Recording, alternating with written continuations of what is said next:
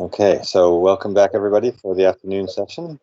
As I mentioned this morning, David Dernie is going to do a talk this afternoon in the Global Practice Sessions series. David is an architect, an author, painter, and academic whose work focuses on the practice of drawing and the question of materials, color, representation in architecture. He has a deep interest in the natural environment and founded an international network, Latitudes, in 2014, engaging future generations with the challenges of design for climate change. He is a graduate of the University of Cambridge and was a Rome Scholar in Architecture at the British School in Rome in 1991 and to 93. And I should say, just outside from our this formal introduction, David and I met in Rome when I was a Rome Scholar there as well, and we've been kept in touch ever since. He's a former Dean of the Faculty of Architecture and Built Environment at the University of Westminster in London, in the UK, and is currently the head of the School of Architecture at the Chinese University in Hong Kong. His books include Victor Horta, the architect of the Art Nouveau, and the Villa d'Este activity, the Material Imagination in Architecture, New Stone Architecture, Architectural Drawing, Exhibition Design, as well as exhibition catalogs, Eat, Shipwreck, Material, and the Material Imagination. So, with that, I will hand it over to you, David. Thank you for joining us today. Thank you, John, and thank you very much for your invitation. It's a great honor, pleasure to be with you through this technological window today. But every act of teaching is a great privilege. So I sincerely mean that. And if I can share a few things that you might remember or that might trigger an idea or a thought, then that's a great thing to do. When John asked me to do this talk, it posed a number of questions as to how one structures what one's done. You're about to set off on your professional careers, although I actually think the profession starts in school, and I'm at the other end in many ways of mine, although I think I'm still starting out. And one imagines, I guess, that you start out on a discipline that you know huge amount about because you've been at it for 3, 4, 5, 6 years, and maybe through your education, and it's going to have this kind of clear structure, and that's what the discipline's about. My career has been nothing like that. It's been a constant process of inquiry, actually. When I finished graduate school, I did very well and all the rest of it and so on and so forth, but I had no idea what I was doing. I didn't know what I was doing. But I was kind of driven by an impulse, which I have to say I wasn't entirely responsible. I was taught by extraordinary people, Peter Carl and Dalibor Beasley, who triggered a drive. But had I really got a clue what architecture was about? I don't know. I would have said so at the time, that I kind of knew what it was all about. But as a discipline, it has this amorphous quality that is so connected to so many areas of knowledge outside of itself, that it has this kind of layered quality that is both unravels into society because it has this impact on society, but at the same time, it kind of gathers into itself as this self-enclosed discipline and calls itself a discipline. And how you deal with that, in terms of following a career, or in terms of the ways in which architects can contribute to society in the 21st century, is up to each and every one of you. And you have to find not necessarily the answer, but the way in which you're going to find out the answer. And my practice, I realized, through 20, 30 years of trying to find out what the hell I was talking about or thinking about was through drawing, really. And so I thought that would be the first thing I would talk about. And by drawing, I mean thinking, really, which sounds like so cliched, but drawing is a mode of thinking, and I'll talk about that in a moment. It takes me on very quickly to questions of materials, and I felt very close. I feel very close to the material environment, the world in which we live, in which we do things, and so on. So it's a kind of physical thing, and so the digital world is upon us, obviously for 4 or 5 decades. So we're kind of stimulated, one might say overstimulated, by this potential and ever-growing fascination with simulated reality. But I was always kind of interested in stuff and in the ground and how the sky was different and what the weather was doing and all that kind of stuff. And so materials is the second thing I just want to touch on. The next thing I want to say is there's a little bit of things that during the course of working through drawings and thinking about materials and so on, I've obviously you work with things, stuff, and you work with objects, and you make objects occasionally, and occasionally, you have a chance to make places. But what things you make and what opportunities you have to make places are contingent on so many other things. So I guess what I'm trying to say in framing the talk in these 4 spaces is that there are some things you're in charge of, which is this kind of impulse, that you're both in charge of it and it's in charge of you. So there's never a day goes by where I'm not thinking I should be putting some paint on a board or sort of drawing something or there's never, and sometimes I can't, but most of the time so that's kind of in charge of me as well as me being in charge. And there are some things that are contingent on opportunities, on clients, on connections, on kind of financial wherewithal, and so on and so forth. And I bring those things together as kind of 4 sections of the talk, and I put a sort of subtitle as kind of in defense of architecture. And I say that because my approach, as we'll see as the slides go on, is really this kind of question, which is about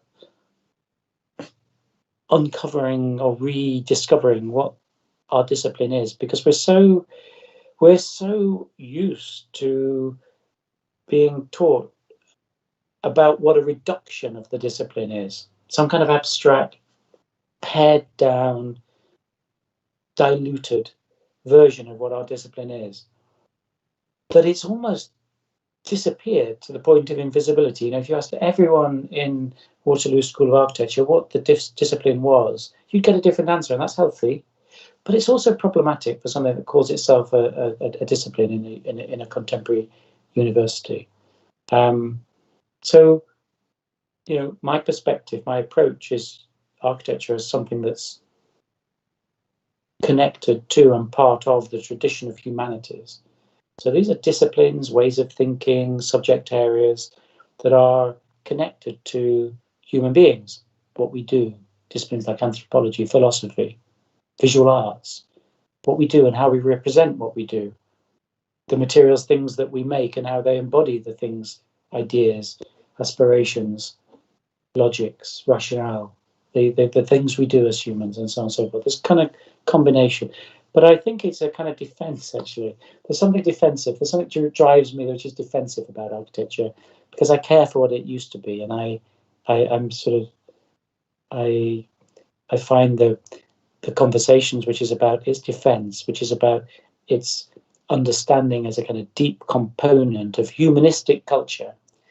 And it's kind of curious, the tide is turning, that, in terms of kind of literature about deep ecologies and in terms of humanistic, sort of human-focused activity, environmental theory is very much about about kind of reorienting the Anthropocene into sort of human-focused effects and so on and so forth. And I think there's a kind of interesting thing that in that throw of turns that are affecting so many disciplines, refocusing from human as a kind of center to this reciprocity, this relational aspect. Kind of interesting. Anyway, that's how I structured the thing. And I'm trying to get the next slide. There you go. So drawing. And I guess I had no idea for many, many years what this question that you should start out with and what drawing will help you find out. It's something that Peter Zumthor, Swiss architect, I'm sure you're aware of, asks. And I don't completely agree with a lot of what he writes, but he said, what on earth moves me? And it's such a good question, because what's the point otherwise? What's the point of spending days and nights and clients and builders and procurement processes and so on and so on, unless you're able to use drawing to communicate something that moves you, means something to you, and so on. And drawing is that extraordinary expression, yeah? So we're used to drawing as simulated drawing, clicking. You click. We all click. We spend our days clicking. And we click according to tools that some software designer in Silicon Valley has decided on, Rhino or AutoCAD or Revit or whatever.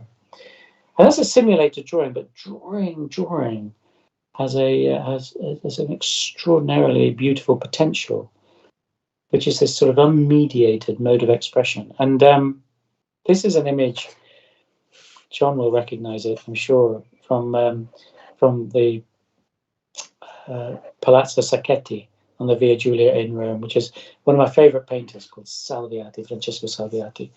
And he paints this Greek image of time called Kairos. So time in Greek philosophy has got all sorts of levels of understanding: eternal time, time of the day, time of the seasons. But this one is really important. It's Kairos, which is time. You grab the moment, grab the moment with all your energies and enthusiasms. And it seems to me, I don't know, there's something important about that.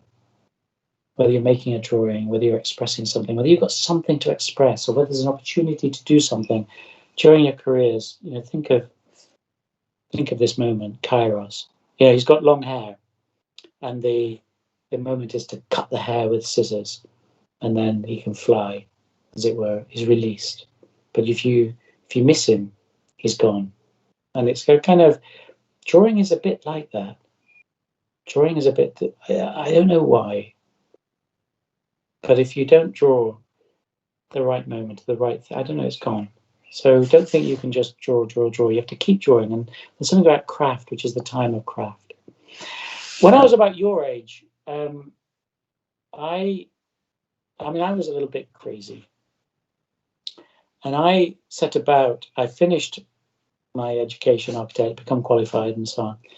And I was drawn to this program, which was the whole year was spent copying one painting every evening and weekends. So I copied Botticelli's Madonna and Child, and it's from the late 15th century, 1490. An extraordinary thing. And I did that because I knew that there was something extraordinarily. Now this is half finished. Sorry, I can't go back. Yeah, it's half finished. I never finished it. I took the whole year doing it, and I never finished it.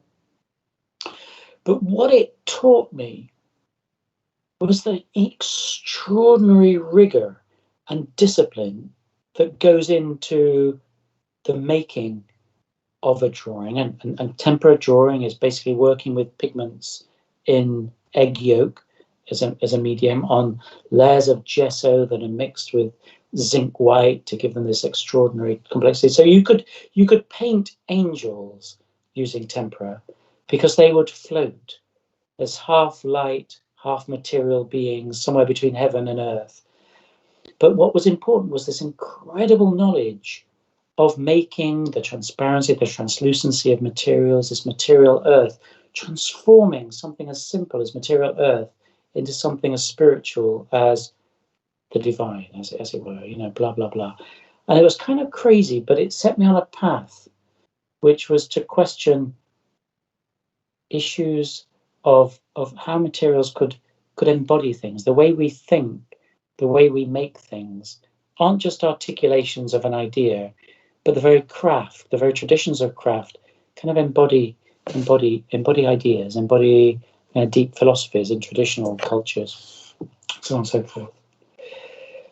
And the next, the kind of transformation, the next sort of thing that I was kind of interested in this sort of, this the kind of back end of the Rossi stuff. Everyone's fascinated with this sort of formal fragment of, this is a kind of cemetery in Modena in Italy, and this way in which the kind of formal fragment still retained a memory, and then still in kind of the Italian sphere of influence, as it were, you get this sort of scientific thinking, which kind of ends up in Rossi as something which is formulated around the body. And so I was kind of interested in, we experience materials, but I was interested in how we experience those things that might be embodied, or through the visible and the invisible. I'm not sure I'm explaining myself well, but it was this idea that through what you were seeing, hearing, smelling, through your senses, this kind of communicates to the body.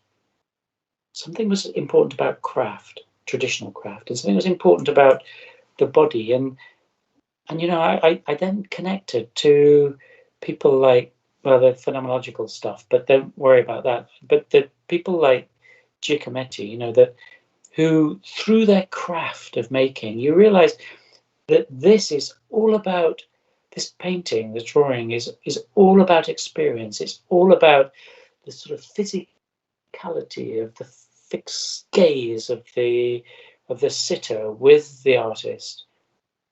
And the moment is beautifully captured, the intensity of all that. With the architecture, just becomes background.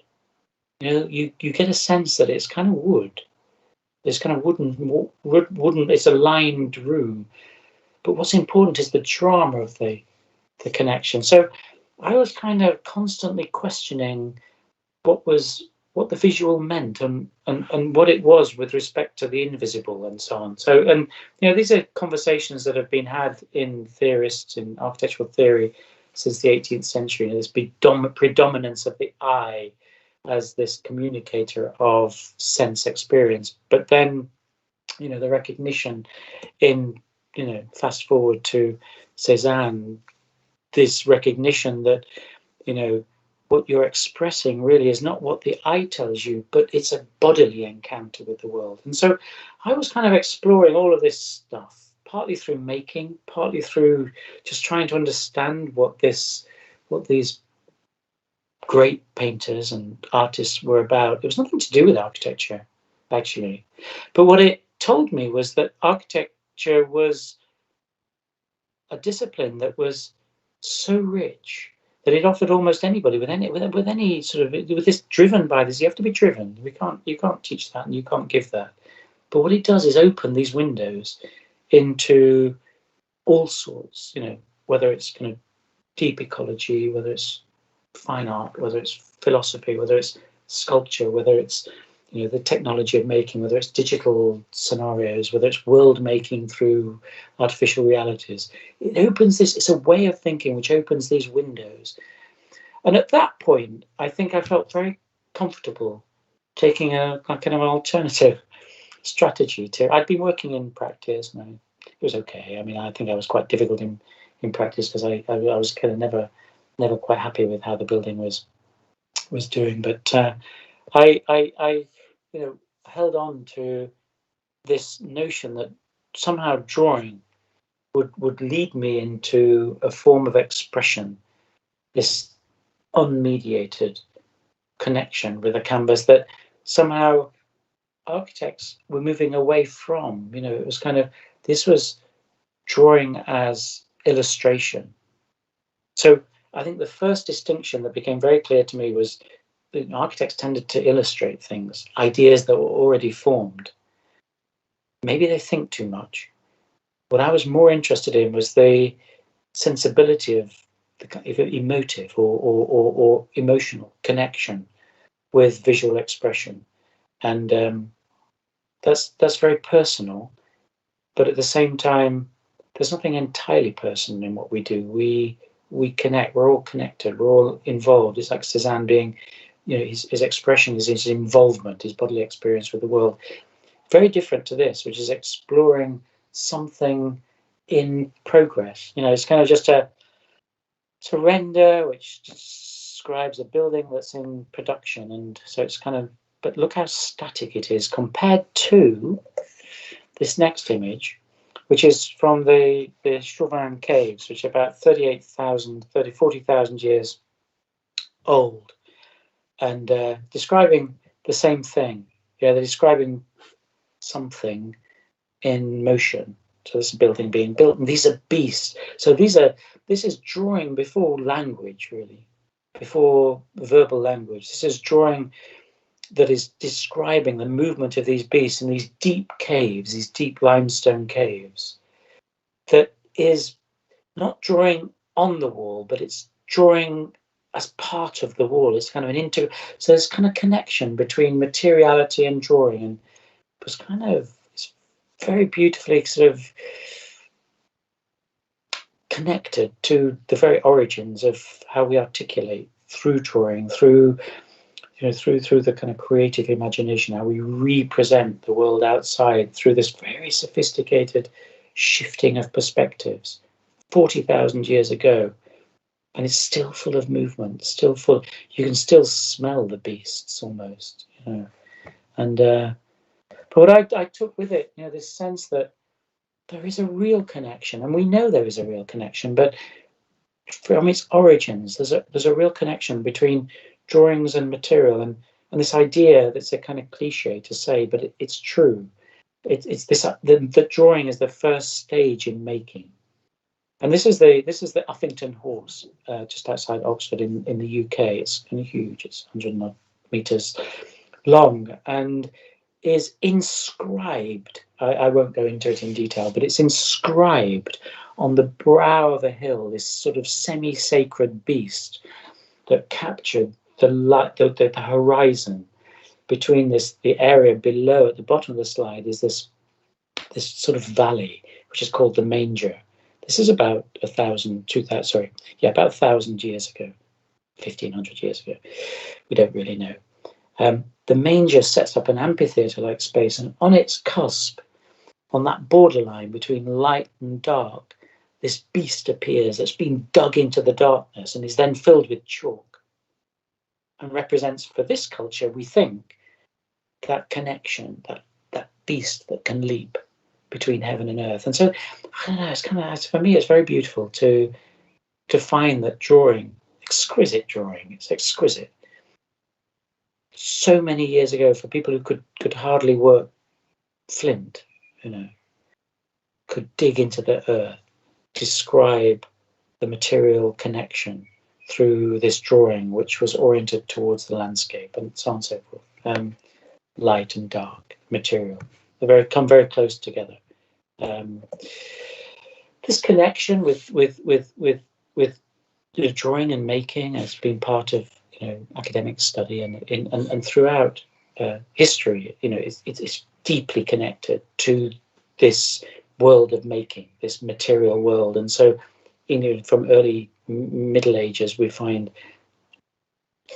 drawing as thinking inscribed in stones as the artisans were working out proportions and so on. It reappears, in the art of stone carving, in the art of making, and then kind of transforms very, very quickly into machines and the artifice of perspective. It comes in late 15th century. People like Flood people like Flood start to make machines already in the 17th century that can do that representing of the world. So the world of kind of drawing and material and the mechanization of that happens a long time ago. It happens a long time ago. And but it happens for a reason. It happens for a reason, which is to get close to truth originally. You know, this isn't about, this is a church in Rome, and a late perspective, early, it's the late 17th century. The church is done, but it's a perspective that's drawn on a vault that's almost flat. So all the machines and the perspectives, what they want you to do is not to get towards certainty or geometric certainty, but it's rather approximate this drawing towards the truth of what it is to describe the distance between heaven and earth. So this is describing the apotheosis of Sant'Ignazio and all the rest of it. But what the drawing does is try to get that sort of religious belief closer to you as a theatrical event. The late perspective devolves into traditions of descriptive geometry that pervade all sorts of making and anticipate the translations of drawing into computers and machines for anamorphosis and conchoids, that are famous problems that start with kind of Greek texts and so on and so forth, to pantographs, which start in the 17th century and emerge in the 20th century, to this guy, Ivan Sutherland, who coins the first sort of computerized digital sketchpad in the start of the 16th century, 1960s, and at that point, you know, we've got digitized reality, which comes to you know, eventually this kind of maze of crash detection that something like building information management offers us as both an opportunity and a nightmare. So my interest in drawing is not one-sided. You know, I'm interested in how we communicate where we are and so on and so forth. And but I have to say that, you know, what's primary in drawing for me is that it is the immediacy of expression. You know, because you have to ask yourselves why you're in this discipline. You know, if you're in it to be an engineer, be an engineer. If you're in it to be a technician, be a technician. But to be an architect offers you the opportunity to express something. You know, it's you can offer something which is about your imagination, and that's why it's so wonderful and will continue to evolve as a discipline, because it offers this moment of expression. Now, you know, this is something which can vie between the digital and the analog. But there is something still, which is, this is a drawing I did many years ago, which is a very large drawing. I was trying to draw it's an ancient technique that was, you know, developed in the Beaux-Arts, which is a drawing test where you try and draw many, many parallel lines at arm's length on a wall, and you see extraordinary characters coming out of what I was able to do. You know, sometimes my body was tired, and sometimes I was bored, and sometimes I was focused, and so on and so forth. But these large drawings of just individuals trying to draw parallel lines is very different to each of us setting about on a rhino or something and doing a set of parallel lines. So, you know, the individuality of the person, of your connection, the opportunity for you to contribute to the creative environment of which is your spatial practice, comes through in drawings in a different way. And I always look at people like Caspar Neuer. You know, he was the stage director for Bertolt Brecht, great, obviously famous playwright from the middle of the 20th century. And the drawings, which are kind of abstract exercises here in Brecht, become absolutely focused on their contribution to the human drama. And here you see, obviously, it's an expressionist idiom, but you see just what you can do with line and light and its kind of its potential to frame 20 miles to the east.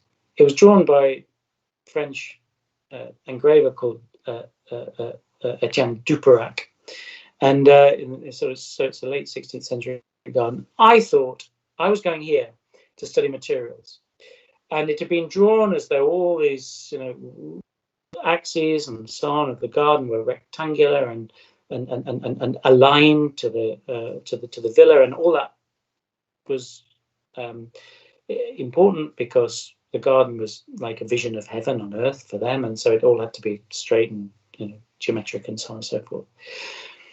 But what helped, and hugely important art historians, massively significant figures had written about the symbolic repercussions of this drawing and its arrangement and so on.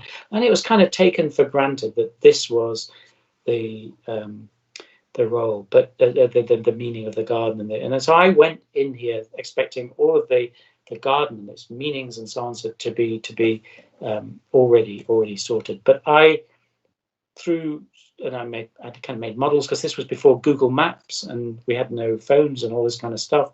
So I kind of noticed that the line of the villa. So all I'm saying is, through drawing, through thinking about spaces and drawing them, you can uncover things. You can really contribute to what other forms of thinking in other disciplines also contribute to something even so well researched as the Villa d'Este at Tivoli. So I noticed that the alignment of the villa was slightly out of alignment with the rest of the garden. It was about 15 degrees out.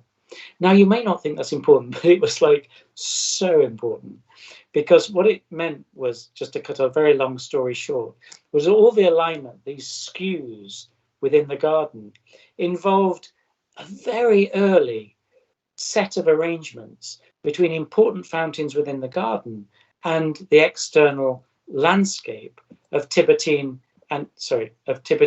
antiquities. So you've got this early map of projective geometry which anticipates all of the Baroque thinking about gardens, and it's projected into the landscape. So it's 100, 150 years earlier than that. But through just drawing the thing, mapping the city, finding out relationships between things, without maps, without Google Maps and so on and so forth, you got to discover something. And so drawings can help you discover, and they can help you think and so on. And eventually, I discovered all sorts of things about, aeolic chambers that announced, prophecies of the Sibyl that foretold the end of the world for Rome, and all this kind of stuff in caves underneath the water organ and so on and so forth. That's a very, very long story, but drawing really helps you think, and it helps you discover.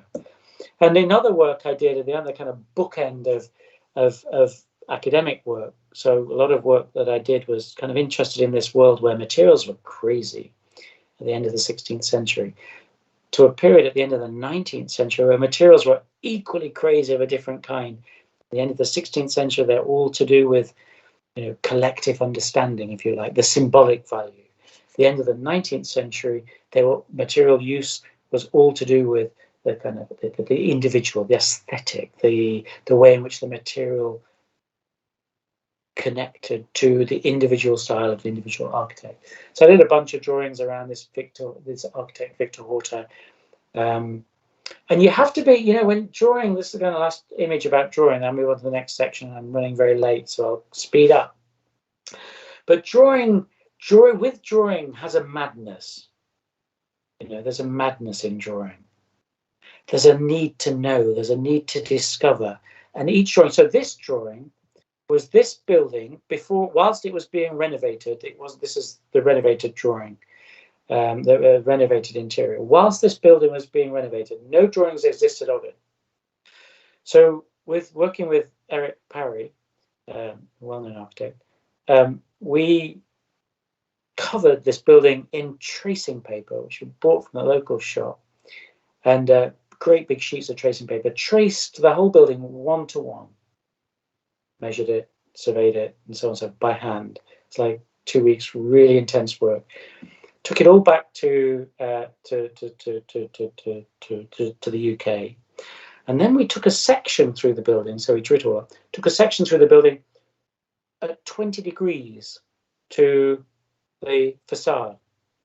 So that gives this drawing its additional depth. But you can imagine the madness of transcribing by hand all of those curves through, not only through from the tracing paper to the 1 to 20 section, but from the 1 to 20 section through its 20-degree shift, just because we thought that would make it better. Anyway, the drawing won lots of prizes, and it was a wonderful thing to do, a wonderful experience. But it brings me, so those two projects bring me close to a set of work which moves from drawing to materials. So by this stage, I was kind of working and stuff. This was mostly done in my spare time, whatever, through jobs. But this is what drove me. So the jobs come. I'm not privately funded. I need a job through all this. So I was kind of interested in bodies, and body traditionally as being this thing which somehow encompassed. And on the right-hand side, of course, is Leonardo's Vitruvian Man, classic sort of questions of embodiment of the way in which the body encompasses the geometries and the proportions that can describe the distance between the earth here as square and the heavens here as kind of circle. I was kind of interested in body and embodiment and the way in which we experience through bodies, as I think I've done. And the next sections I'm going to describe through a couple of exhibitions, really, that summarize my kind of hesitant explorations of these things. And there's nothing systematic about these. I think they're partially successful, maybe, but maybe not. But they're what I did at the time, and they have a relevance in that they enable me to do what I'm going to do tomorrow. So I'm not saying they're any worth. They, they're valuing a journey of discovery. And one of this, so this exhibition, which was at the British School at Rome, actually, in 2005, was about an exploration of the East End of London. And I was looking at kind of streets and fragments and body and making, and the ways in which kind of memory can be very simply encaptured in urban ruins, and how I could work from that. And I had a kind of vague notion of a project. So on the right hand side are images which are on boards that are about 1200 mil by 1200 mil. So I always work on board, and they're too big to lean over onto. You have to work around them, or they have to be vertical. But they're big. They need the body to engage with them. So I was translating spatial conditions on site into spatial conditions that then took on their configuration of their own in these drawings. And there's nothing more to it than that. There's kind of series of work that picked up on kind of fragments, streets, and translated them into these kind of fictive landscapes that had developed a story of their own. And if I'm honest, my struggle is with form, which is an odd thing to confess as an architect. But my work is always kind of form in the process of forming, as it were. So this comes late in the process, but it's a kind of building in a landscape, but it's only partially formed. It's at the early stages of design, I think, is where I find myself settling. That then sort of translates into drawings as they take on a kind of context through drawings and a kind of spatial,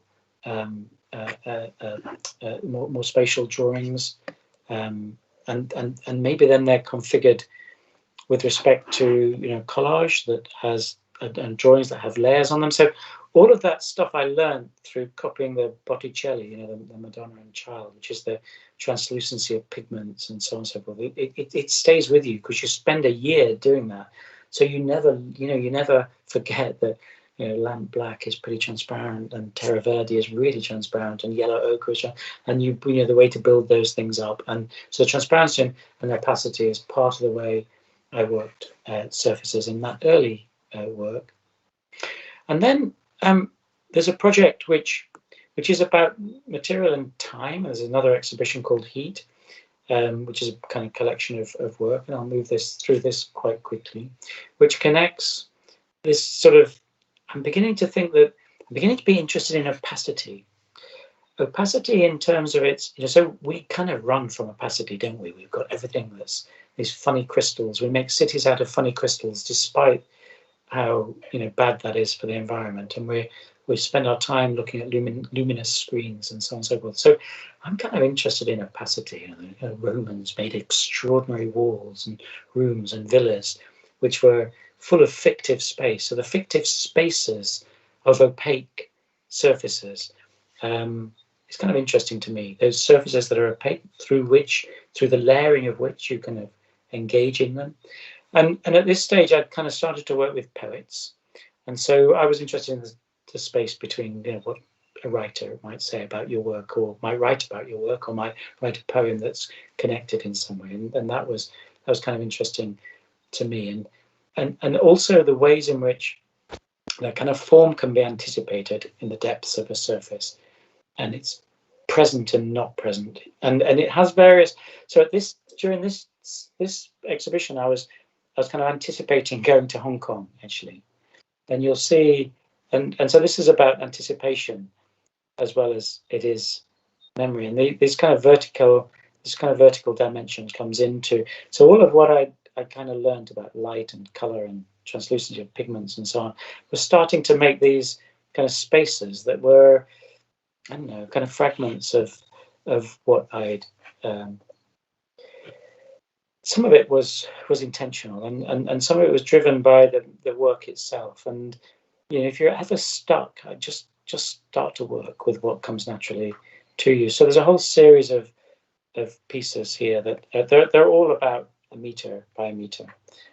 Some are a little bit smaller, and some are a little bit bigger and more detailed, and so on and so forth. But I guess on the one hand, there's the reading of the overall, and they ask you to engage in them. There's, from a personal perspective, there's both an anticipation of a private world, but there's also a kind of recollection of something that's between nature and artifice, I guess. I've always been kind of deeply connected, I guess, as to the natural world. So the kind of sense of hills and these earthbound pigments is never lost. And this sort of vertical rhythm and all of those kind of associations with music and so on and so forth. It's kind of slightly unnecessary to describe visual work. You kind of, it engages you or not. But they're purposefully abstract, insofar as nothing's ever abstract.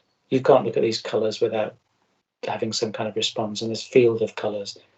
Albert's interaction of colours, ways in colours open up worlds, and the ways this opens up different kinds of windows for thinking for everybody. And in part that's to do with the sort of layering of details. In part it's to do with bits of collage and so on that you read into the thing. So they have a reading that's at a meter or 2 meters away, and then they have a close reading where you gather sort of accidental moments, a bit like Tapier's would do, and then moments which are more determined, which are bits of collage that are bound into the surfaces, and so on and so forth. The third thing I want to talk about is things, and don't worry, I will go quicker. Again, I think it's Sumter who talks about things and objects. We talk about buildings a great deal in architecture schools, quite rightly. But buildings are contingent on objects. On the objects that occupy them. Our readings of buildings are, we never see the architect's photograph, do we? And I'm kind of interested in buildings as participatory things, as things we live in. 78% of architecture is background, and certainly 60% of it you can't see at any one time. of a room, but you don't need to see it because it's there in your imagination, it's there in your head. It'd be slightly strange to have to turn around all the time. But similarly, until quite recently, architecture was just part of a world of objects: the sea, the boats, the horses, the scribe, the courtiers, the music. That they were just part of a world of kind of things that came together. And I learned about things, or I started to think about things, because I at a certain point I got involved in exhibition design, and I learned a huge amount. Actually, I kind of almost forgot everything about architecture when a curator, and I can't, so you're working with artists and you're working with curators, and these are people at the top of their game, so at the Hayward Gallery or the Prague National Gallery and other big places I've worked. You're working with people who can really tell you actually about things and how they work in space, and you have to listen. You have to really take what you've been given as architecture. You have to learn afresh. You have to almost sometimes your career as architect is sometimes about emptying what you know and filling it with what you learn on the way. And so each of these exhibitions, this was about performative space. I was interested in space and language, as I've said in the earlier piece, and the idea of performativity of language and so on, and movement. And we worked with dancers, and we worked with artists and architects and people who are involved in light studies and so on and so forth, installations and so on, and kind of movement. And then in the Hayward Gallery, I did a bunch of exhibitions, and the most interesting probably was this one, where I got interested in is the Africa Remix, where I don't know 50 or so African artists. Artists are very difficult to work with, but they all had their installations, and some of it was on the wall, and some of it was objects, and it was projected, and some of it was sound, and so on. So it was a very complex exhibition. But what it taught me was this kind of potential of an attentional relationship between real space and real inhabitation and the fictive space of the. And we set this exhibition up. To set an exhibition, design this exhibition, I think it was like an 18-month process. So you'd be commissioned, and the rest of the 18 months were conversations about the things. That's amazing. It's very, very beautiful.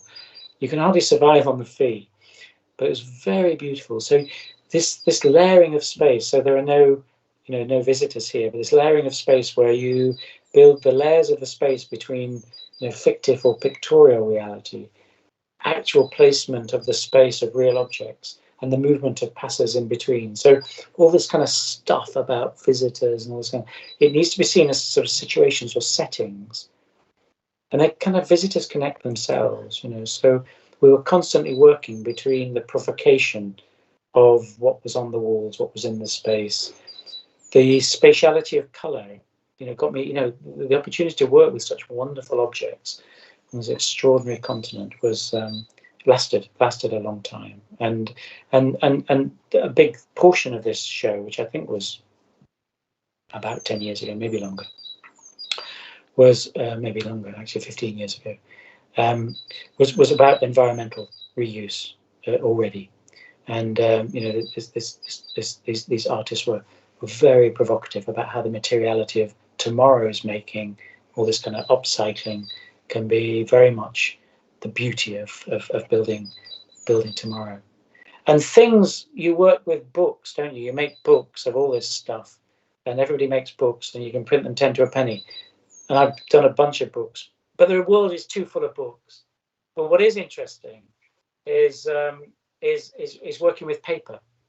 I love working with paper, and because it's kind of fragile, but yet it's this kind of resilient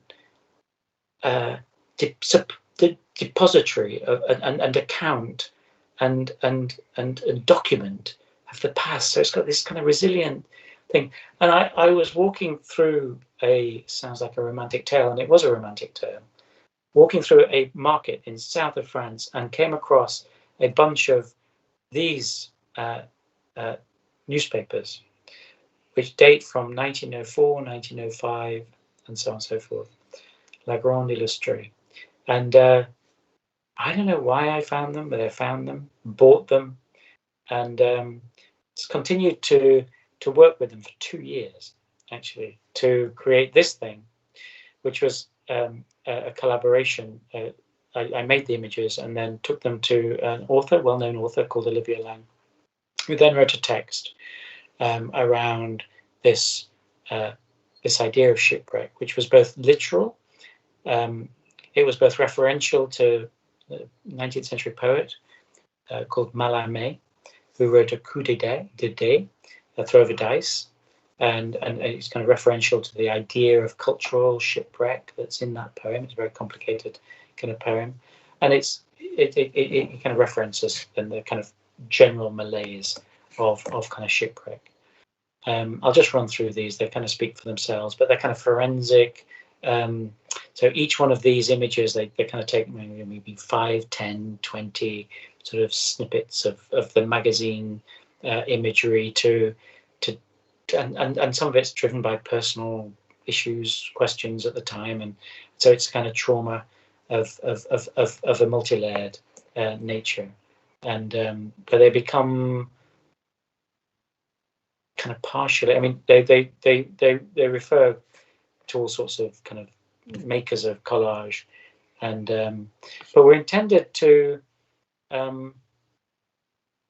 be standing alone, really, as objects, and they do, and then they kind of, and they're strange, they're very strange, and people take them for what they will, and then they come together as a journey, which I'm just publishing, actually, as a journey that then Olivia wrote her journey, and to create a sort of fictive journey, a parallel journey, and they kind of kiss occasionally. They come together occasionally. Don't touch me, or maybe touch me, diving through the day. So, this was, this kind of central character jettisoning from this shipwreck, and it's and the sort of piece of architecture that comes from it. So you sense by now that this guy who is, has a career in architecture, this is his final piece of architecture, which is kind of this somewhere between a shed and a palace. It's where it's the depository of memories of angst, of tranquility in the midst of this shipwreck. It's landed. It's on land, and it's firm, and it's like somewhere between a casket and a cave. And anyway, that's that. Occasionally, you get a chance to make places, and I have the privilege of working with people like Phil Meadowcroft, and then I've made places that are about the communities in which I've worked. So, Ambika P3 and the studios at Westminster and the fabrication labs and so on. So you make these things, and your training as an architect enables you to make everything from kind of drawings to places to studios for other people to art galleries for other people to exhibit in. For you find the funding. This middle section is about a performance that we made in the centre of Leicester when I was at Leicester School of Architecture, of a take on Brave New World, which was called Clover's Lost Petal, which I was worked with goldsmiths on. But you're making opportunities for people, you're making spaces for people, you're making studios for people, and occasionally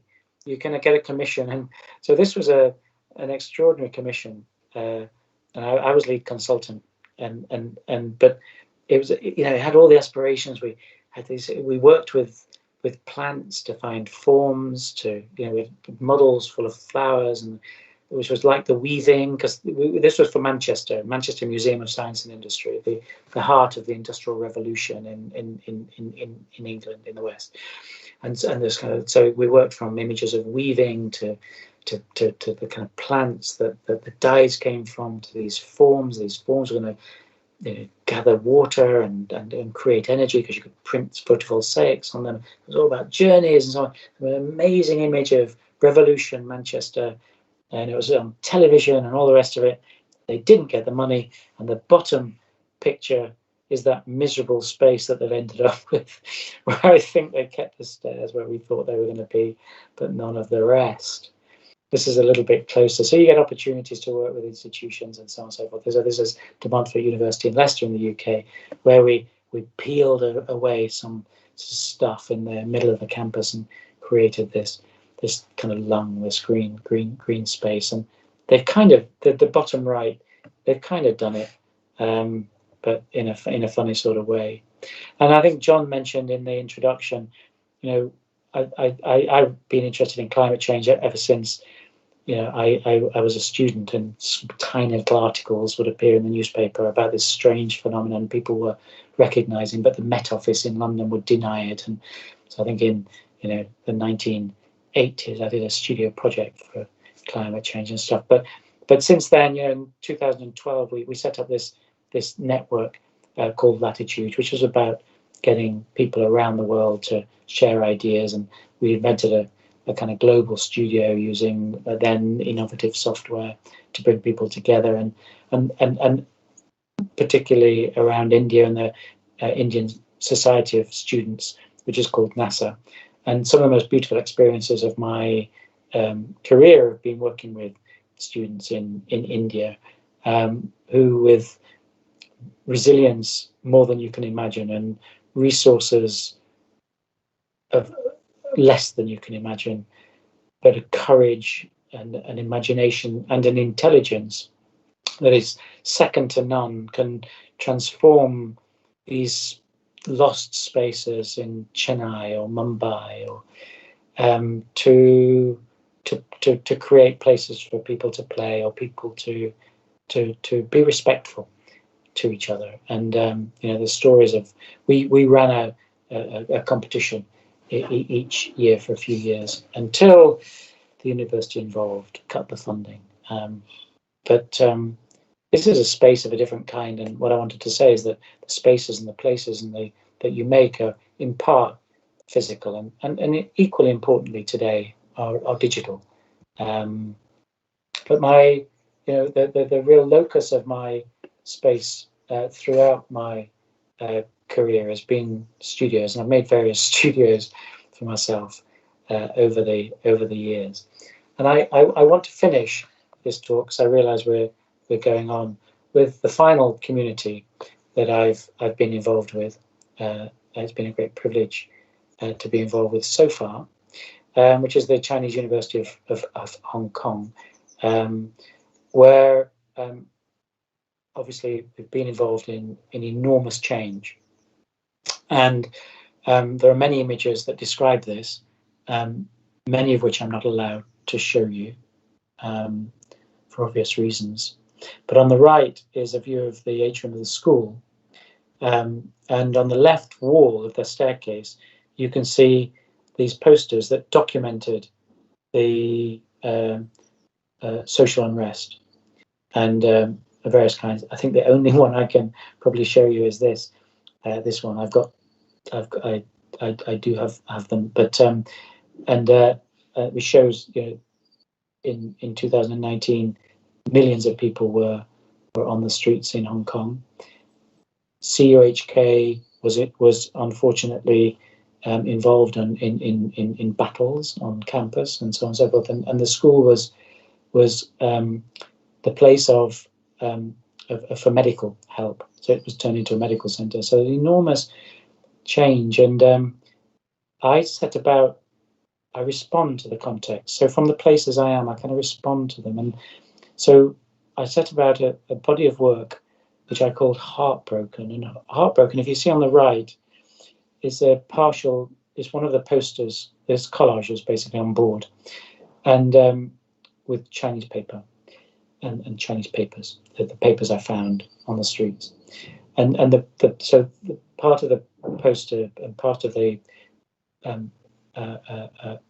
signs that they would hold up were just this simple message that they're heartbroken.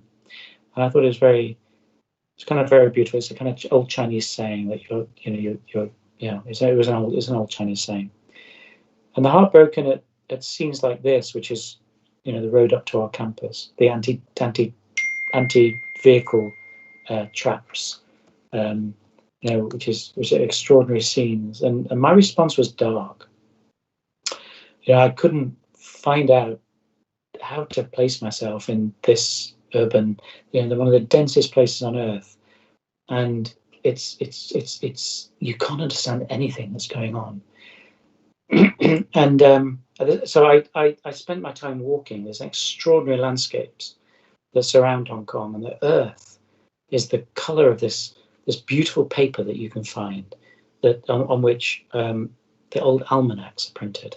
And there's a kind of the beautiful color of the earth of the almanac and the earth of the hills that surround Hong Kong. And the culture of China is kind of makes one kind of weep. It's so beautiful, the relationship between, this is just an old garden in a province called Anhui, and it's nothing.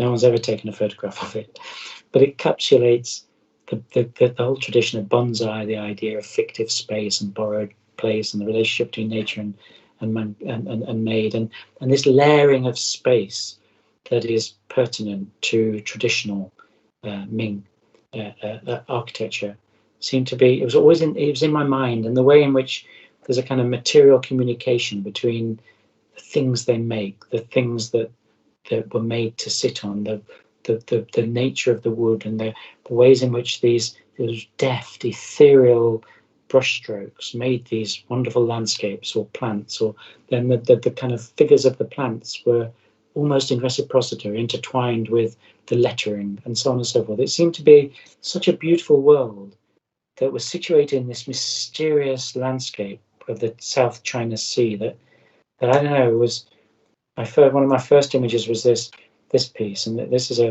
it's this kind of floating world of upside down, and I don't know, but these are all taken from old sort of Chinese, and I began to just the spaces became together as this vertical topography of both architecture but floating space. I'm doing this at night, at the weekends, at night. My day job is to run the school, direct the school amidst this social unrest, which is kind of a challenge. And so I just try and find out what it is, how I can make sense of these landscapes in this world that seems to be upside down. And it comes together as a series of collages, some of which I can't show you because I just can't. But you see the paper and the it's somewhere between the hidden, the obfuscated, its origins in this pictorial language and the activities of that. So I tore up the posters that were in the we had to take down all the posters because they're all censored, as it were, and I tore them up, and which was a kind of violence in that, I guess, but a frustration, I don't know what it was, but I made these things which were like snapshots, flickers of moments that were intersected with these great panels of this flesh-coloured paper on which these almanacs were printed. And some of them, focus on issues of language, and some of them focus on issues of questions of activity in the city and so on. And so this was my response to a place of a kind, and is the last piece when I'm working on the latest pieces for that. And I thought I'd show you finally. I know I've been a long time, so I'm just going to flick through how else I find about places, because these pieces, they're all about not knowing something. They're kind of just desperate glimpses into something. So I worked with the most wonderful group of students I've probably ever worked with, 15 students, postgraduate students as a diploma unit, in a place called Tai Kok Sui, which is north of Mong Kok, one of the most traditional areas in Hong Kong, in an old tenement block. And this last semester, and we had 5 shops, and which a developer lent us. We could make installations in, and this was a process of, this is last semesters, not the final semesters. This was a process of trying to understand what the community was about, and so we looked at archetypal spaces and the kind of places that people had conversations, and the old sort of tenement interiors. We looked at the spatiality of night and the prevalence of neon and so on and so forth. We looked at the kind of strangeness in the everyday and the prevalence of these metal workers in the street that became bodies. And these were the kind of shops when we took them over, and then they were converted into scenes like this using little bits of color, and the color was censored because we couldn't use the colors we wanted. But they work with things like narrative space, and so these are stories that the old people from the location would tell us. This is about nature, and it's the way in which it's devoured Hong Kong. This is about the intimacy of the night and the spatiality of night. It's in a narrow shop, and it's got mirrored surfaces, and this is about the archaeology of the city, and this is about the flux and change and time.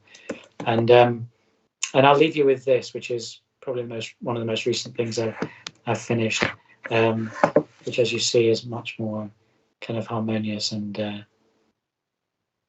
it's about many of the things I've talked about in its relationship to the music that keeps us all going.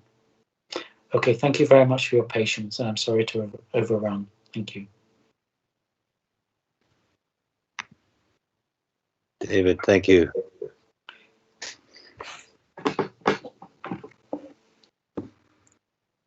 Does anybody have any questions? We've got a little bit of time for some questions, and if anybody would like to ask David questions, he's willing to engage with you on those questions.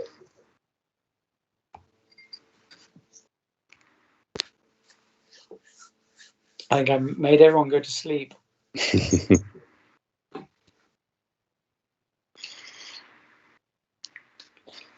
Somebody's got a hand. Mariah? Hi. It may seem irrelevant to all of the topics that you covered, but the project you spoke about heat, was that sometime recently? Because I'm just curious, as I'm currently living in Vienna, Austria, and I actually know one of the architectural schools here has recently done an exhibition on heat as well. So I'm not sure if it was a common topic that's kind of like flown over the architectural field in Europe recently, or how it came about, because I found it very particular at the school here, and so the fact that you brought it up as well, I thought was a funny coincidence. Yeah, no, it is a coincidence. The heat was I think 2019, 2018, and it was done a few years up to that. It was more to do with, I mean, I kind of, the title and the show and the content of the work, they don't really, one doesn't illustrate the other. They sort of provoke each other. So heat has this kind of, environmental, reference, which is important. And all of these things, because I think a work, a kind of panel, a drawing, you can spend a year on it, and it's a very humble thing, and it doesn't cost anybody anything in terms of energy, in terms of it doesn't cost anybody anything. Yet it can be something you spend quite a lot of your life on, or a big chunk of your life. And so the idea that there are all these kind of intense little objects that were just made out of earth pigment, and the earth could be these kind of extraordinary collection of relationships, yet outside it was just about heat. I don't know, there seemed to be a kind of an idea there, which was about what the earth could be used for and how maybe we were exploiting it. And so the heat came up as a sort of funny idea, but I didn't know about the Viennese okay, show, I'm afraid. No, it's not a problem. I'm sure they had much more intelligent ways of titling their shows than I did. Oh no. Just also heat. You covered such a wide range. I found it very interesting. So thank you very much. I think this is a very, very it's a very good example of how which is what I think that John is trying to get at, but that we can study architecture and still research and look into so many other different things, depending on what we're interested in. So thank you. No, I think that's right. And Maria, thanks for your question, because no question is irrelevant. Yeah. So you said you started by saying, it's probably not relevant. But the main thing is just to say what you think. It's kind of, life's too short not to think that you can't ask a question that's relevant. All questions are relevant because it points towards something that maybe is not being clear or something, or maybe I'm not clear on. So so thank you for your question. I saw Bianca had her hand up. Is that still or? Yeah. Okay. Hi. And then Sally? Hi, Bianca. Hi. Thanks for your really inspiring presentation. Your drawings are really beautiful. I had a question about, I guess, digital space. You mentioned it in passing and its growing importance. And I was wondering how that plays into your artistic practice, like whether it's you've been part of more collaborations or exhibitions that are happening online, or if you find reference images on the internet. So just kind of a broad question. Yeah, it's super relevant what you're saying, and I think we have to. I mean, I gave a talk a little while ago to a bunch of people from around the world who were working on coding drawing packages, and this guy rang me up and said, "Can you do this talk?" I said, "Yeah, no problem." And I thought, God, I can't do that talk. I don't know anything about. I can barely spell Rhino, let alone use it. So I was going to go up in front of all these code, but you realize that I gave this talk about sensitivity of drawing and all this kind of stuff, and they were super, and I was petrified because I thought actually they really know what drawing is today. But what was surprising is how interested they were in what actual drawing was, because they recognized, these people who are writing the code for these things, they were the first to recognize that what they're doing is writing code that simulates drawing. So a digital drawing is about a simulation of drawing, and and that's kind of really interesting. So one is a simulation, and one is there's drawing, and there's a simulation of drawing. There's kind of real space, and there's fictive space, and there's digital space, and there's, I don't know, physical space or whatever. But I think the world we're in is about the interesting interface of all of those things. But I would hold my hand up and say, what's most interesting for me as a human being is to leave a trace of something that I can achieve through drawing and not its simulation, because the simulation is always kind of a mediated thing. And I've worked with drawings that bring in bits of Rhino or bits of Photoshop and so on and so forth, and there's nothing, and occasionally it's really valuable, really useful, and people like Perry Culper and a bunch of Nechard and all the rest of it, they work across platforms, and so I think that's where the interesting territory is. But I think you have to be really clear about distinctions between the real and the fictive. I'm interested in getting to the fictive through the real and through participation in the real. Does that make any sense? So it's about an imaginative participation in something that's physical, that enables you to reach somewhere that's extraordinarily imaginative. In a way, for me, you see the digital stuff, and I'm not anti-digital at all. I kind of love this stuff, but the digital stuff, it gives me everything. It kind of gives. It's like your whole trifle on a plate together with the first course and second course and so on and so forth. Yet, if you go 2,000 years back and go into a Roman house, a Roman villa, that has got walls that are just black, I find that more interesting. That's just me.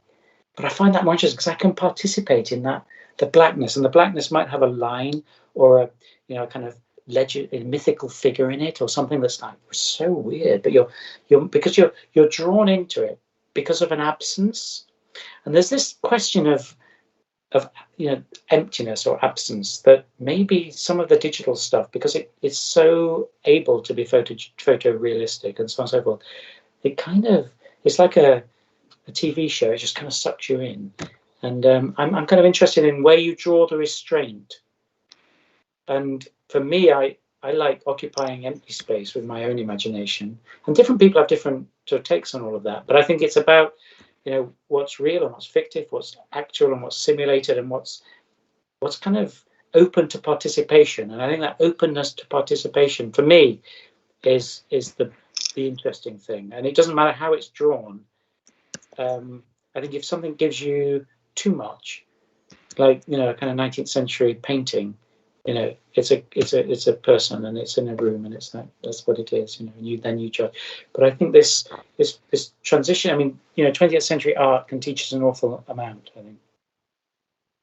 But the digital is kind of super interesting, and the movement, and what videos allow, and kind of animation is potentially more interesting, and it's kind of super interesting. But the hybrids. There's a Canadian artist called Georges Rousse, actually French Canadian, who in his early work did really interesting work and his work was about projecting his images, photographs back into space. And so this world of not keeping it on one platform and not keeping it on one level, but working between the real and the fictive, the analog and the digital and so on and so on. I think all of that is still to be fully enjoyed, I think. Yeah, that's super helpful. I thought that it was interesting to have those polarities of like what you call really fictive and physical works, but also talking about the participatory spaces of the internet. So the thing is, I think some of the most extraordinary imaginations I've ever come across are from like the 12th and 13th century. And I know that sort of makes me seem old and interested in history and all that kind of stuff. And it's not, but, on the one hand, you've got Rothko, extraordinary. But if you look at some of this, pre-perspectival painting, it's like super strange. It's kind of areas of flatness that goes into the depths of ultramarine, that's got an architecture of just light, and you've got kind of odd legendary figures. You've got bits of nature coming in that's all black with translucent layers on it. It's kind of like it's as acid crazed as anything that came out of New York in the 1960s. Yet it's done so. What I'm interested in is the fertile imagination rather than what medium it's done in. And sometimes there are these imaginations in history that just work with the media that they've got, are amazing, and we can learn from that. That's what I'm, so I'm, just keep learning through, and history can teach us a lot, because there's, I love all that stuff. I think Shannon had her hand up a little while ago. Shannon, do you still have a question? Yeah, I still have a question. This may be a little messy, but life's short, right? So I'm interested in cinema as a way of process-based thinking about architecture. I really appreciated your thoughts on illustrative architectural representation, because I think I've been referring to it as object, like architecture being used as an object in film. And I really appreciated you differentiating it, because I think I need to work on maybe perhaps alienating the object too soon. But I was wondering if you had thoughts on cinema and maybe a way of how we use this fictive space, which is film and movies, to represent real space. And I'm interested in what that can teach us about how we actually perceive the real world. So gaps, the fact that time and space are not homogeneous. So I was just wondering if you had any thoughts about cinema, because your thoughts on painting, I thought really aligned. Yeah, thank you for that question. It's super interesting, and it's great that you've got an interest in film as an architecture graduate. It's a big question, and maybe I'll say two or three things. The first would be that film is film and theatre and scenography and animation, stop frame animation in particular, teaches us that the object of what we're doing is about the drama of everyday life. That's why I find theatre scenography super interesting. I find some TV film directors super interesting. But if you take a Caspar Noé as a scenographer and a Hitchcock as a director, you've got a world there that can teach us an enormous amount about what it is to be an architect, because what they're doing, their whole craft, isn't focused on some formal fantasy or some trickery pokery with technology. They're focused on what will make that drama more pertinent, what will capture the emotional content of that human connection, or that setting with people. So in a dumb way, you can say that their work is people oriented. I love that.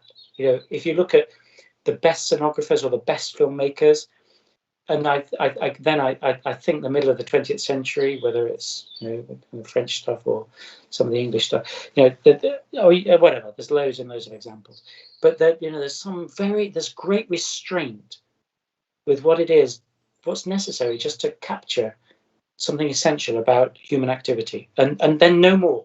You don't do any more, and that's the nature of a film set. But actually, it's kind of there's something important to me about. Something that you experience is in part what you see, but it's in part what you remember.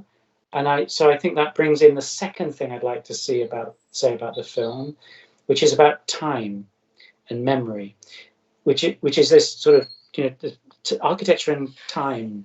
There's a whole history there, and it's complicated.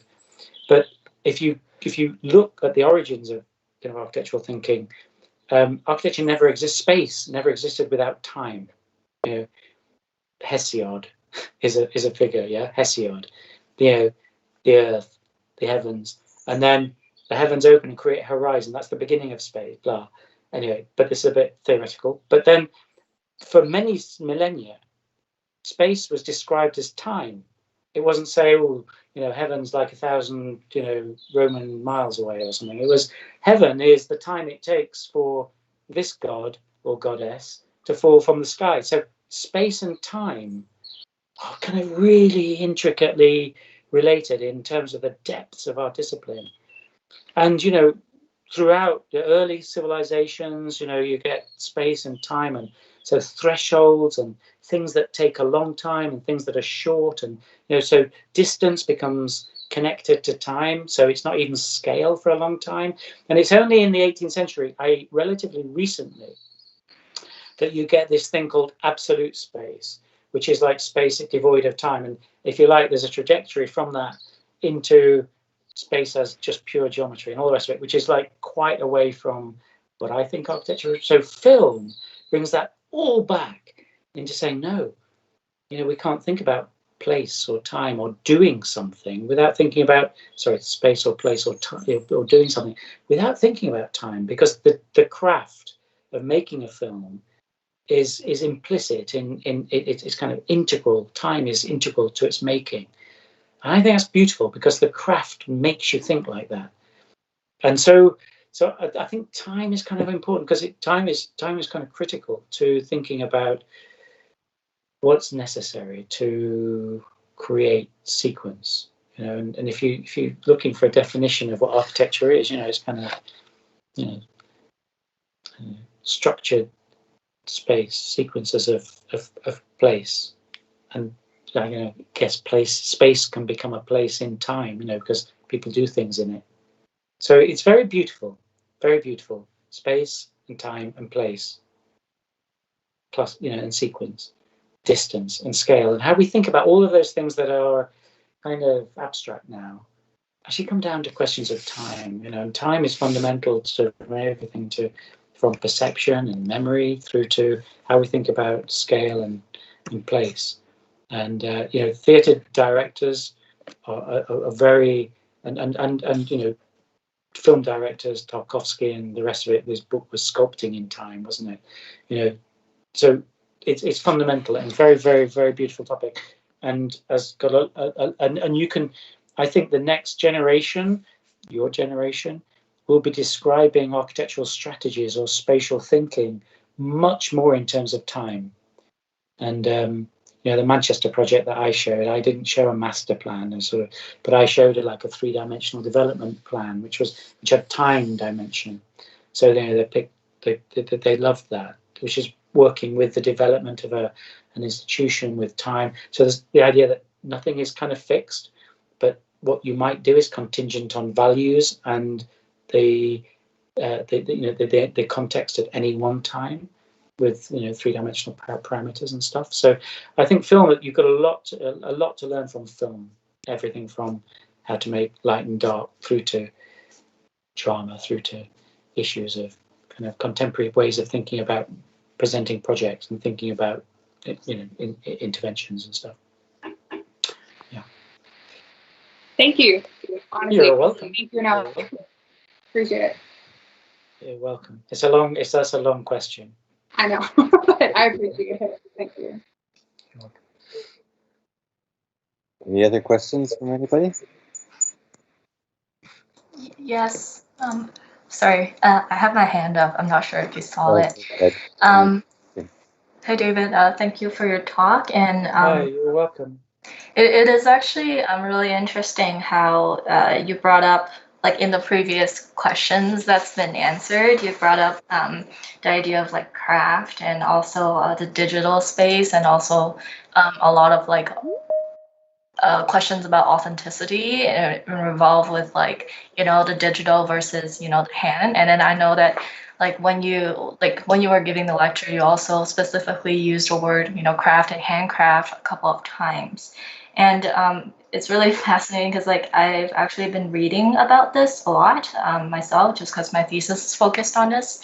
And I was wondering your thoughts about what you think about, like, what are your thoughts about the authenticity of craft? Because I was just looking into brick making a couple of days ago, and then they contrasted the material with like during the 18th century period in England, where they contrasted material with stucco, where the crafts, like how like, stucco is used as like, a contradiction to brick for its like modesty and as like an honest material, like giving human qualities to the brick, and then how stucco is criticized as like a fake material in a sense, which I find really like interesting in your play and talk about materials as well.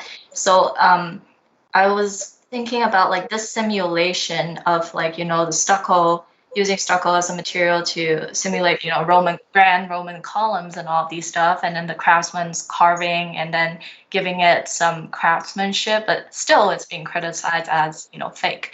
So I was like wondering about like this kind of hybridization, like this blurred lines between like, the human presence working with like a fake or artificial material, and especially with like, you mentioned the concept of time just now, about how like as time progressed to nowadays when we have a lot of artificial building materials currently, and then how the builders are working with these materials. What do you think of the authenticity of craft in this sense? And how does, basically that is, how do you define craft with the shift of time and with the shift of these materials? Yeah. Well, your students don't ask simple questions, do they, John? No, they're complicated. David, they're complicated people, and they really have incredible minds. This is another wonderful question. Thank you, Lucy. I'll say 3 things to it. One is that one has to really think very carefully about words like meaning and authenticity and things like symbolism and so on and so forth in the 21st century. What is authentic? Is Prince authentic? Is Lady Gaga authentic? What is it to be original? What is it to be more something than something else? Or are we all product of some kind of generated, global consumerist society, and how much of us, there's a huge question about how much of us is actually our individual and how much of us is made up of nurture and genetics and idea. I don't think I've ever had an original idea. Everything, I think the most original thing that I ever do is something I put down on paper, because I don't tend to borrow, or it's kind of what it is. But I don't think they're original. I don't think they're necessarily authentic. After 2,000 or 3,000 years of history, we have to think very carefully about what it is. Are we really ever inventing anything? At the same time, technology is innovating, and we can use those technologies to seemingly renew our discipline to be something that's not been done quite like that in the past. But so there's technical. So you've got to think carefully about how the technology enables a performance of a particular room, a particular building, and so on and so forth. But whether that constitutes anything new or authentic is a kind of, what those words mean in the 21st century is problematic. I think a more fruitful way through the kind of questions you were asking are questions of continuity, because everyone's interested in change.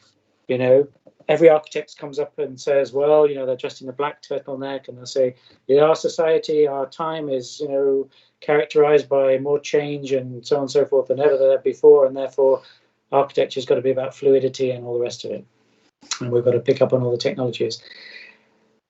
Actually, I think what's more pertinent are those traces of continuities. Now, so when it comes to materials like brick or stucco or concrete or stone, they have no inherent properties. I mean, they have no inherent value. They've got properties that we describe now in scientific terms, but they're no inherent value. Kahn famously once said, brick needs to be an arch. But it's kind of bonkers, isn't it? A brick can be anything anything we want it to be. So it's about, the continuities are about intentionality. So it's about a directed intentionality, I think.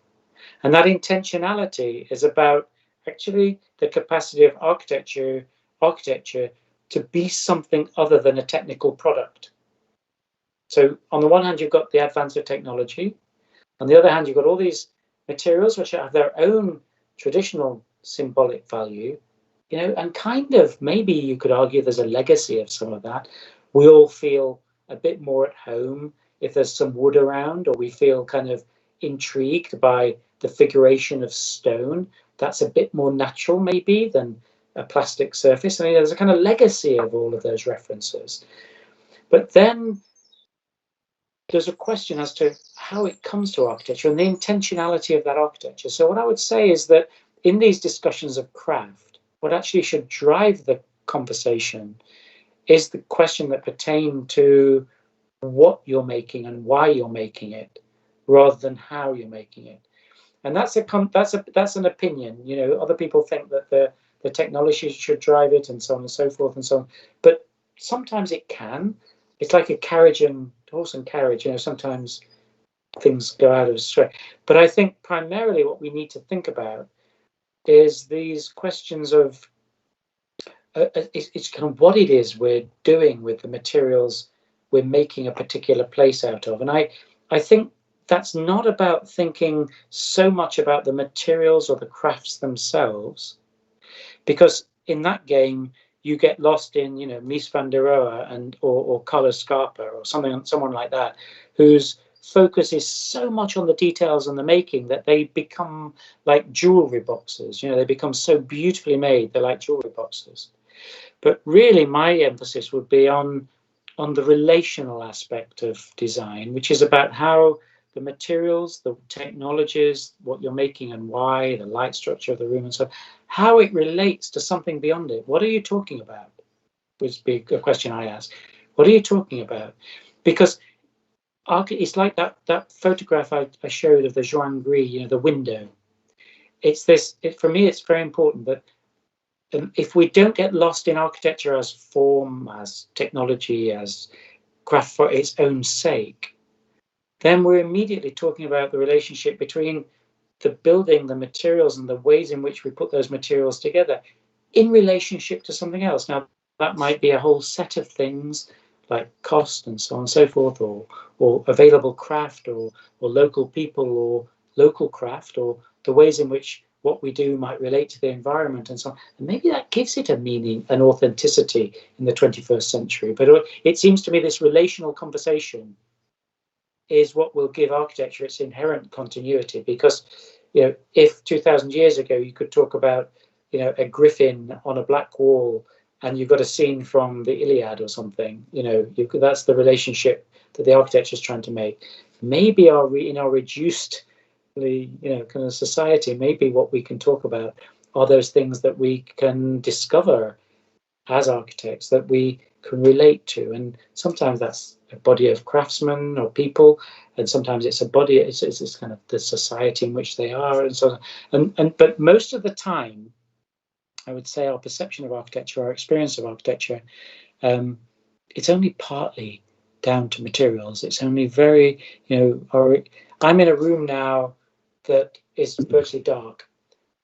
My conversation with you, or if you were here, my conversation with you, the room would bear a very small significance. Maybe the light that was falling on the conversation. The materials of the room are kind of insignificant. If the floor was marble, if the skirting was bronze or something, it wouldn't make any difference. Those details that we tend to get fascinated by don't tend to have that impact on the human drama. So those kind of lessons of the filmmaker, of the sonographer, and so on and so forth, can also, craft, that kind of moment where craft and material junction, light come into focus, need to be very carefully thought through with relationship to the drama of the room, and this sort of idea that actually architecture relates to a bunch of stuff, this relational understanding or analogical understanding of space. That's probably not very helpful, because that's another sort of half-hour conversation probably. But if you want to drop me, if anybody wants to drop me a kind of email, then I'm happy to pick up a conversation. And if it's about your thesis or about questions you're interested in, more than happy to pick it up as a conversation. Thank you so much. That was super valuable insight for me. Yeah. You're being flattery now. You're flattering.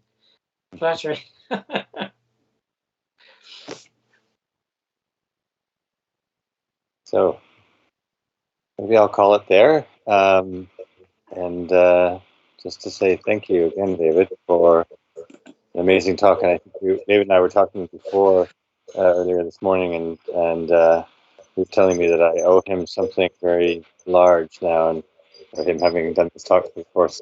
And I would say all the more so. I think it's not just my firstborn; it's probably my first and secondborn. That's not true, John. I must tell your students that if anybody owes anything in this scenario, John, little beknown to himself, when he was in Rome, inspired almost everybody around him, myself included, and I've lived the 30 years subsequently, quietly but importantly inspired by John. He's a very special character, and you're I think it's a kind of lucky to have him. I'm sure you agree. So I'm grateful, John, for being able to participate. Thank you very much.